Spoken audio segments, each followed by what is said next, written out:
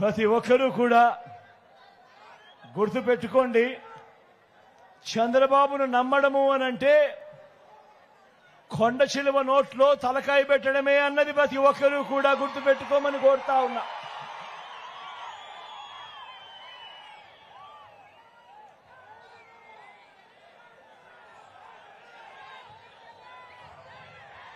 చంద్రబాబు మోసాలను ఓడించడానికి, పేదల్ని గెలిపించడానికి, విలువలకు విశ్వసనీయతకు మరోసారి ఓటు వేయడానికి మీరంతా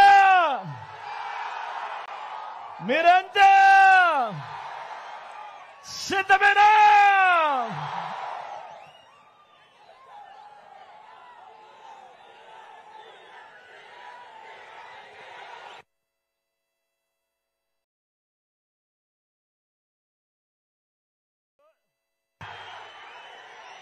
ఈ రోజున ఈ సభ ద్వారా ఈ సభ ద్వారా నేను ఒక రైతును, ఒక పొదుపు సంఘాల అక్క చెల్లెమ్మని ఉదాహరణగా తీసుకుని చంద్రబాబు ఎలాంటి వాడో, అతని మాటలు నమ్మితే ఏమవుతుందో అని ఒకసారి మీ అందరికీ కూడా గుర్తు చేస్తాను. మీ అందరికీ కూడా గుర్తు ఉండే ఉంటుంది. 2014 ఎన్నికలు మీ అందరికీ కూడా గుర్తు ఉండే ఉంటుంది. ఆ 2014 ఎన్నికల్లో ఎవరైనా కూడా ఒకటి గుర్తుపెట్టుకోండి, ఒక రాజకీయ నాయకుడిని చూసి ఎవరైనా ఎందుకు ఓటు వేస్తారు? ఆ రాజకీయ నాయకుడిలో విలువలు ఉండాలి, విశ్వసనీయత ఉండాలి. ఆ రాజకీయ నాయకుడు చెప్పే మాటలు నమ్మి ప్రజలు ఓటు వేస్తారు.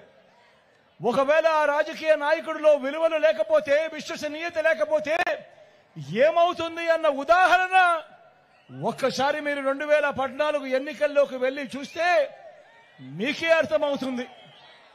ఆ ఎన్నికల్లో 2014 ఎన్నికల్లో ఇదే పెద్ద మనిషి చంద్రబాబు నాయుడు గారు రైతులను, పొదుపు సంఘాల అక్క చెల్లెమ్మలను ఈ 2 ఉదాహరణలు నేను చెబుతాను.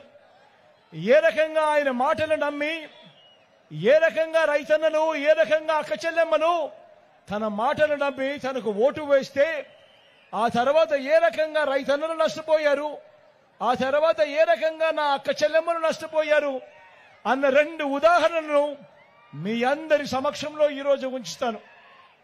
అప్పటిలో 2014లో 87,612 కోట్ల రూపాయలు వ్యవసాయ రుణమాఫీ అని చెప్పి, బ్యాంకుల్లో పెట్టిన బంగారాన్ని విడిపిస్తాను అని చెప్పి, చివరికి రుణమాఫీ కథ దేవుడెరుగు, 0 వడ్డీ సైతం ఎగ్గొట్టిన పరిస్థితులు కూడా మనమంతా కూడా మన కళ్ళారా చూశాం. ఇదే చంద్రబాబు ఏం చేశాడో మనమంతా కూడా చూశాం. ఇదే చంద్రబాబు తాను 14 ఏళ్లు సీఎంగా ఉన్నప్పుడు ఏ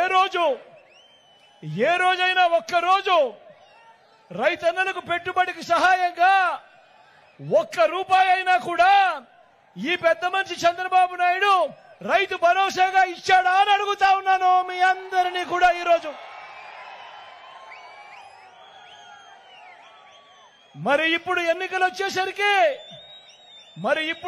వచ్చేసరికి జగన్ స్కీమ్ అయిన రైతు భరోసాను ఈ పెద్ద మనిషి చంద్రబాబు మోసం చేసేందుకు జగన్ కంటే ఎక్కువ ఇస్తాను అని ఈ పెద్ద మనిషి చెప్తా ఉంటే రైతన్నను నమ్ముతారా అని అడుగుతా ఉన్నాను. ఈ సందర్భంగా ఆలోచన చేయమని అడుగుతా ఉన్నా. తాను 14 ఏళ్లు ముఖ్యమంత్రిగా ఉన్నాడు, 3 సార్లు ముఖ్యమంత్రిగా చేశాడు.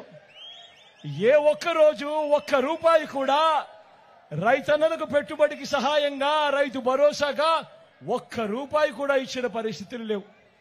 మరి ఈ రోజు ఎన్నికలు వచ్చేసరికి జగన్ చేస్తా ఉన్నాడు కదా అని చెప్పి, జగన్ కన్నా ఎక్కువ నేను చేస్తాను అని తాను చెప్తా ఉన్నాడు అనంటే ఏ స్థాయికి దిగజారిపోయాడో ఈ పెద్ద మనిషి అన్నది ఒక్కసారి జ్ఞాపకం చేసుకోమని అడుగుతా ఉన్నా. మరో వంక మీ జగన్ ఉన్నాడు, మీ బిడ్డ ఉన్నాడు.